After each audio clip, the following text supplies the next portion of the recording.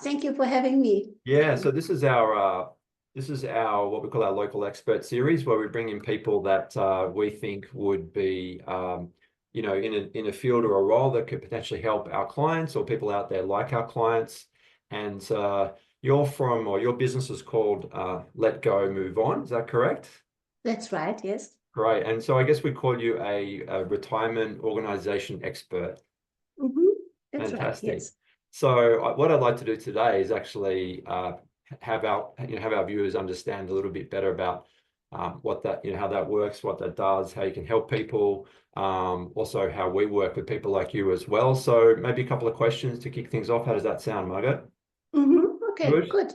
Great. So I guess what inspired you to specialize in coaching and organizing services for individuals approaching or in retirement? So my husband and I, we came to Australia 10 years ago, and I have been working during these 10 years as a professional organizer, and then also as a life coach, and finally also as a grief coach, without specializing in any niche. So I didn't focus on a specific group of people.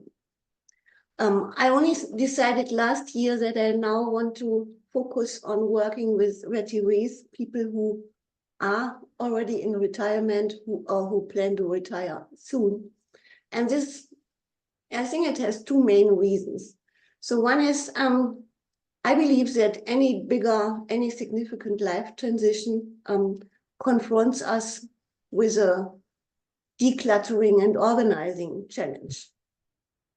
And that's because whatever it is, the life change, we always have to make the decision what we leave behind and what we take with us in the future to really go through this transition. If we don't do that, we stick to the past and we can't get into the future and design our life in this new phase of our life. And retirement is... Are you talking about physical things, emotional? What does that mean?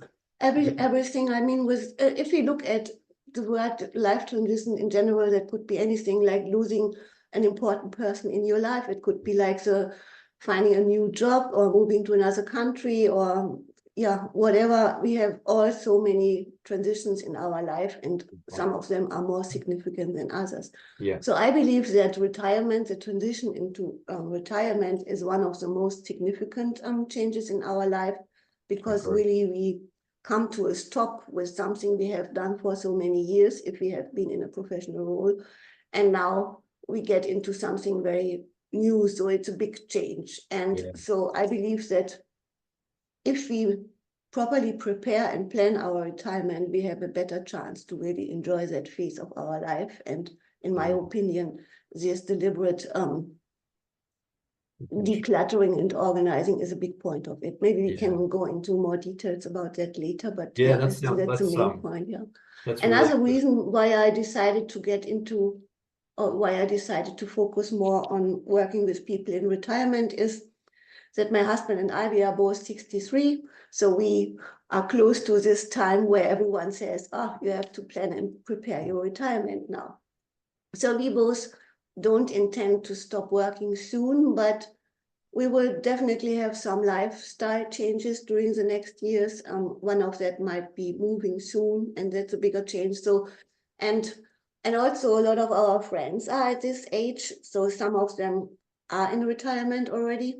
Others plan to retire soon, and some of them are happy in retirement, and some of them are not.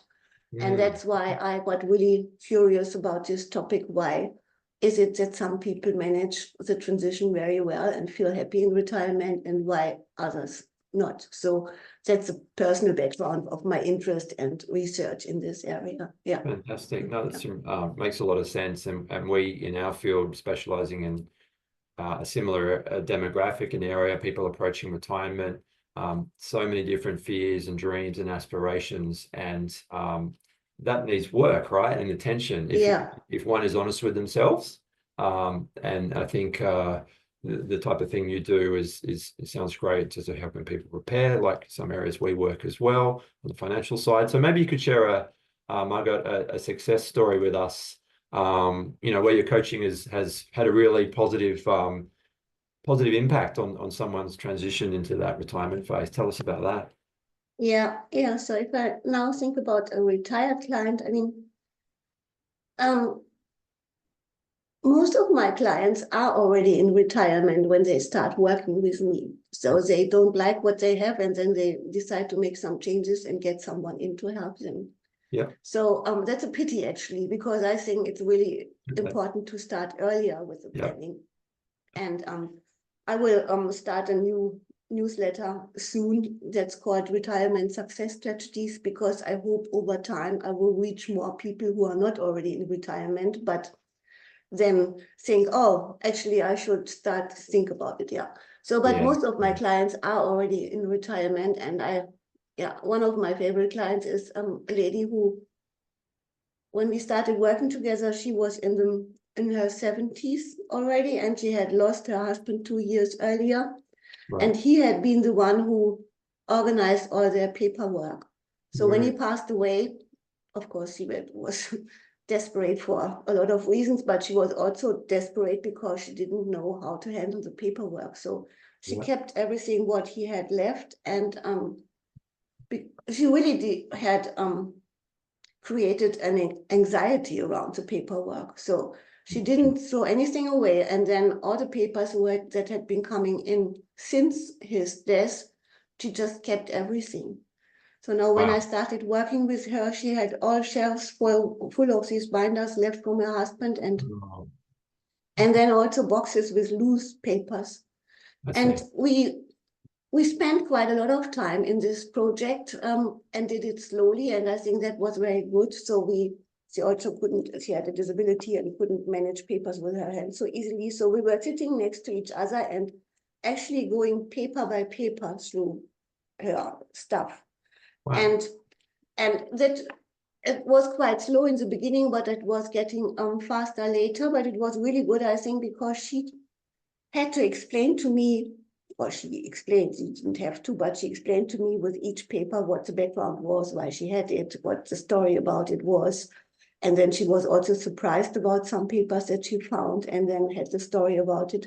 And then so we made decisions, is this still important or not? And how do we keep it? How do we sort it? But I think the main point for her was to tell her stories about these things. And after a couple of weeks, we ended up really, I didn't believe that in the beginning, but we ended up with 3 physical binders that kept all important information about her life. So no longer what related to her husband any longer. So she kept that in a few boxes, but what she knew now, these 3 binders held everything what could ever be important to her life. And that gave her a lot of confidence and belief. So that was a really big, I also loved it. It was not an easy process, but a really great result. And then it's also, I've been helping a lot of people with moving and downsizing, because these are also the typical situations where you have to make decluttering decisions if you move to a smaller place. That makes sense. And then also, again, it's similar to this lady with the paperwork. Is my experience with clients and also with myself is, if we go slowly through what we have and ask ourselves, is this something that I still need in my life? That helps to get really clear on values and things that are important to us or not any longer. And it's not an easy process to say, oh, it was very important in the past, but no, it no longer is. I have to let it go. It's still not an easy process, but at least you know there is no real value any longer in it. So I have to go through this uncomfortable feeling of letting it go. But on the other side, I will be lighter and have more space in my life. So that's a very typical experience that my clients. In a way, it sounds like, I guess, in the nicest possible way, when you're kind of holding them accountable. Is that fair to say, to sort of make a decision about, sorry, I didn't get that. Can you repeat? It sounds like, the ladies that you've been talking about and helping, in a way, it sounds like you're holding them accountable, right? In the nicest, in the softest, kindest possible way. make a Yeah. decision. I'm going to help you make a decision. This goes, this Yes. stays. You don't decide for them, but you're supporting them to. No, no, never ever. I mean, you can't Yeah, decide for another person, but of course. just this asking questions is always very helpful, because Mm. then people get into areas where they hadn't been before. So yeah. Yes, that's brilliant. It's kind of crossover between coaching and psychology, and Yeah, not yeah, not formally, but the EQ side, the emotional intelligence side of it. And again, it's telling me these stories, and we have similar scenarios on the money side, and discussions with clients yes, about what are you prepared to accept, what are you prepared to let go, what do you need to let go of and accept, and this is reality, and this isn't going to happen, or this may happen, and um, yes, helping them on that journey. And it's amazing to see, the transformation. So sounds yeah, good. Sounds really yeah. good. So I guess again, talking about our clients that we work with in particular, what advice would you give to those, say, sort of over age 60 or thereabouts, who the things we've been talking about, that hesitant to declutter and reluctant to reorganize their lives? I guess a great example might be downsizing, right? Tell me about that. Mm-hmm. Mm-hmm. I think one important point is to remind yourself that if you don't want to declutter and organize, you don't have to. Mm, I mean, this is mm, it's your decision. Nobody can force you to go through your things and throw stuff out, and you shouldn't do that, in my opinion, if you don't believe that it will help you to have a better life after that. great point. So that's important. I mean, if you start a project like decluttering and organizing your home, it's really a huge project, and you need the right mindset and Yeah. the right reason for that. And you don't have it, then maybe you don't start. But important is also, if at the moment you don't have the right mindset and you don't have the right reason, you can always work on that and get it. I mean, Yes. if you, like, for example, it happens that people have to move out of their house because they are now on their own, and their children say, hey, you should live in this smaller apartment because you can't manage our family house any longer. Mhm. So Yeah. other people say it, but these say, no, I don't want that. I love this house. Why should I Mm. do this? Don't push me into this direction. And then as long as this is the mindset, then of course, moving is very difficult, but you are always have the option to lean back and then say, okay, at the moment, I don't like the idea, but what are the plus points if I would move out to a smaller place? Yeah. And then as soon as you have these different answers, then you will be open to doing the move. Yeah. So it's always your decision, and that's a very important point, I think. Yes. Another, yeah, maybe then I have this reminder that I never forget it. If I talk to someone, I think the most important decluttering and organizing question is, does it serve me? Mm. Does it serve me now? And you can ask that at any time. For example, at the beginning, like as I described, if your children say you should move out into something smaller, then you can say the big question could be, does it serve me? Does it serve me if I would move out? Or does it serve me if I stay here? So it's a very helpful question that you can ask in any area of your life. Like if you Brilliant. have a relationship and you don't feel happy about it, you can ask, does this relationship still serve me? Or should I Yeah. just say no? And Yeah. then it's specifically with physical things, like when you want to go through your physical stuff at home and really reduce it, then the question is helpful. You can always say, does this serve me? And the three other short questions related to that is, do I use it? Do I need it? Do I love it? And if you don't find, like with this pen, if I don't find a yes to one of these three answers, then it really should go. Because if I don't use it, if I don't need it, and if I don't love it, why Yeah. should it be in my house? Very, very This clever. can be really helpful. And if you Right. start asking this question to yourself when you start the decluttering process, then in the beginning, it might take some time, because you first have to find out what is it that I need? What is it that I use? What is it that I love? But you get better in that, and then the Practice. decluttering and organizing becomes Yeah. faster and faster. Practice. So It's it's momentum. very, very helpful to find Yeah. out what is really important and valuable to me, what do I want to keep, and then leave right. that. It sounds like a really simple tool, right? Just you go through the mental checklist, written if that's your thing. No, the nice thing is you will never forget it, or even if you do, then you put it on a little card and you can always That's what say, I've I done. don't. One piece of paper right here. Yeah, I'm you can downsizing. I'll go the really. other way, unfortunately, with kids, but one day. But as you say, it's not just about downsizing, it's about, anybody decluttering, right? And that, cleaning out, as you say, letting go, moving on, whatever that might be.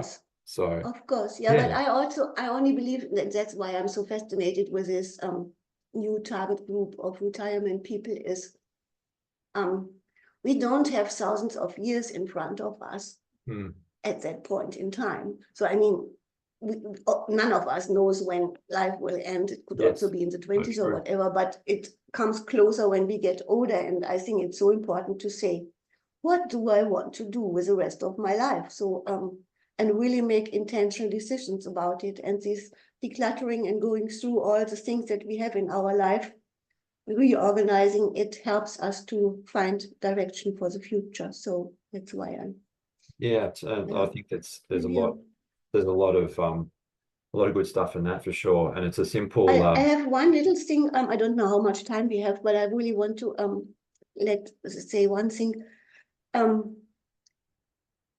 What's important to acknowledge, I think, and also to expect is that decluttering, so letting go of what we have in our life, is typically not easy. Yes.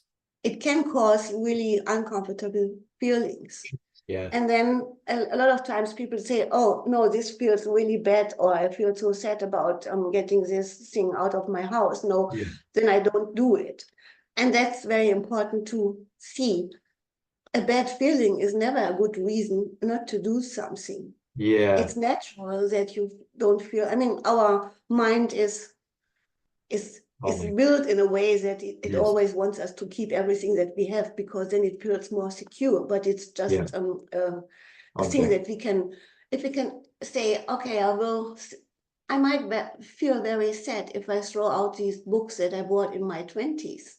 Yeah. And in the process, when I throw them out, I might even cry or whatever. But after that, I have the lightness and the space and the order that I wanted. So that's very important to know, because then we know we don't have to run away and stop the project as soon as we feel uncomfortable about it. It's just a natural part of it. And the light is at the end of the tunnel.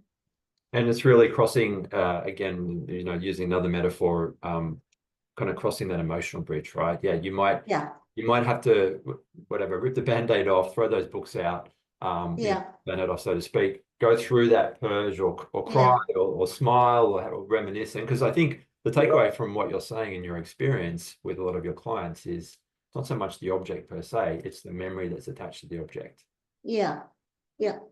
So emotion. Great. Okay. And just while we're talking about sort of tools and resources, I'm just going to show our viewers your website, just so they know where to find you. Is that showing on your screen, Margot? I don't. Yeah, now I see it. Yes. Yeah, cool. So if people want to find you, just this is your website here, and I guess anything you want to refer them to in particular or highlight just quickly for people to have a look? No. I think maybe the blog could be interesting to. It's the main part of my website is the blog. Okay. So if you are in retirement or preparing for it, you might be interested in the first part of the blog, the retirement area. And then also paperwork. I think, when we start retirement, we really should clear up our paperwork. That gives so much relief, and also, again, more direction and clarity. So that's another important point. And I'm also on LinkedIn. So if someone is interested in reading stuff more in LinkedIn, then it's there. Fantastic. And there's lots of great material there. So plenty for people to sink their teeth into. Awesome. Okay, I have a question to ask you, Simon, because you asked me a lot of questions now and I talked a lot. So what I never do is financial planning. So if I say retirement organizing expert, some people ask me, oh yeah, then let's sit down and go through my finances. And of course I don't do that. So I never do any financial stuff, but you do. So what would you say? What are the classic mistakes that people getting into retirement are making? Good question. Yeah, great question. I think, well, putting aside the emotional stuff, which we've talked about a little bit, you know, where Okay. for what we both do, putting that aside, I think a classic one we see with people who aren't advised, in other words, you know, they're not getting advice about this, or they don't work in the industry, so they're not really aware. We often see people approaching retirement, or actually, you know, retiring with the wrong investment selection in their super fund. And what I mean by wrong is usually it's carrying way too much risk. And what I mean by risk is they own too many assets that over time do really well. And shares is a very good example. For example, you know, international shares, to be more specific. And for the last 12 months, for example, they've made sort of 30%, right? Very strong gains. But we've had periods in the past where in the same 12-month period, they can drop 50%. And so when you're approaching retirement and planning to draw your money down, those kind of swings that could happen, you know, around the corner potentially, because we don't have a crystal ball, can really upset your plans to start accessing that money. Because what you want to avoid is going to start cashing in some of your super and selling it at prices that are down 50% from what they were a year ago. So that's called the investment selection or asset allocation. That's a classic mistake people make. And quite often the reason that happens is a lot of superannuation funds call their main investment option a balanced option. And so the conventional thinking is that balance is balance, right? Okay, a little bit of risk, a little bit of safety, 50-50 thereabouts. But what we often see is the balanced option has about 80 to 90% of your money in those risky assets, which is fine if you're, you know, younger and maybe 10 years or more away from accessing the money. But as you get closer, the risk of those events I talked about increase, right? Or the risk of the impact in your plan is higher. So that's a classic one. So really, you know, anyone that's watching, go and check their super account if this is relevant to their age group, of course. Or they're planning to access super, you know, in the next anywhere from, I would say, you know, now to the next 7 years. This becomes very important because of that timing issue. Have a look at your super fund, log into your account, have a look at what mix you're in, and then every single super fund on their website will have a page about, you know, our investment menu or our investment description, and you can click on it and then have a look at the actual assets that are in there. And that's your starting point. And if you're not sure what it means, then get some advice, right? Go to our website, book a call with me, providencegroup.com.au. I'll bring the website up in a sec. So that's number one. Does that sound scary? Yeah, no, I mean, it sounds kind of logical, but I can imagine that we all tend to forget about these, Because everyone, like you say, right, there's people are busy, and either for emotional or subconscious reasons or otherwise, they just think, yeah, well, when I, you know, business as usual, when I retire, great, I'll start cashing my super. That's the plan. And then in between that decision and, you know, when it happens, there's a big share market crash and everything. And that did happen with clients that were unadvised or hadn't reviewed their settings before the global financial crisis, right? Some people had to defer their retirement because of that exact scenario. So that's one. Another one is when people do retire or they reach the age they can access their super, which for most people starts at 60, but it depends on if you're working or you've retired, but let's just call it 60, is they leave it in what's called the accumulation phase of their super or of super. And what you should be doing is putting it into what's called a pension phase. And the reason is, whether you realize it or not, even though super is a low taxed account or structure, it is taxed, right? You do pay a little bit of tax, not like you do if you're investing in your name for most people, but it's still taxed at up to 15% every year. You just don't realize it because the trustee of your super fund is sending the money to the tax office on your behalf. So what a lot of people do is retire. Great, I can access my super, take dribs and drabs out when they need, but forget that you can actually turn it into another type of super called a pension or an account-based pension. And then you've wiped out any future tax, right? So it's completely tax-free. And so that's something that, again, if people don't get advice or they're not really paying attention, is a really, you know, important transition. And I think the government's trying to get super funds to be a bit more proactive on that, just to say, hey, you know, I just wanted to say, yeah. So, I mean, and that's free money, right? the shift So you shift your money in the pension To account, pension. or what did you say? Yeah, Account. from Shift. it's called the technical term is accumulation or super. Mm. To pension basically is the the broad Pension phase. Okay. and Shift different to pension. funds call the product a different thing. Macquarie Wrap, Macquarie Bank call it a Macquarie Pension Manager, Australian Super, which is the biggest industry super fund, call it a choice income, right? Because you can choose how much income you take out of it. And that's the other benefit as well. So not only is every future dollar of dividends and interest and capital gains when you buy and sell something and make money, not only is all of that tax-free, but you get an automatic payment. Usually most people select it monthly. So again, if you're retiring and you want some of that income, instead of having to go to your super fund every 3 or 4 months and take some money out, they'll automatically send you that money. So 2 benefits. 1 is tax-free, all the income and earnings and so forth. And 2 is automatic payments. So they're 2 classic things that people seem to miss. Okay. Good. Yeah, Great. food for thought, huh? Thank you. No Yeah. worries. And Good. so I'll just show my website. So if any of your viewers want to Yeah. touch, we can happy to see if we can be of assistance. There we are there. And so I direct people to the button at the top, book a free call, just to chat briefly to see if we can, might be able to help. Sorry, I don't see it yet, Simon. Sorry. Thank you for pointing that out. I would help if I clicked the share button. I'm glad you pointed that one out. Last time I checked, didn't I, when I went to your button? Yeah, now it's here. Yeah, now I can see it. All right. So there's the book a free call button, and there's lots of, like your website, Margot, there's lots of great material if you just want to DIY or learn a bit more. Mainly under the blog here, we've got lots of articles and little videos and interviews with people like you as well. Money messages. So yeah, and you can also select you can go into an article here and there's got some case studies. So yeah, happy to see assistance. And there's the retirement planning blog there, up there, for example. Good. So thank you for your questions. Yeah. And thank you for your answers. And let's try and do this again sometime in the future. Margot, thank you for your time. I think let go, move on. Your business is a great idea. I'm sure we'll be working together in the future, helping some great people. So yeah. All right. Okay. Thank you. Simon, thanks again for inviting me here. It was My pleasure. just a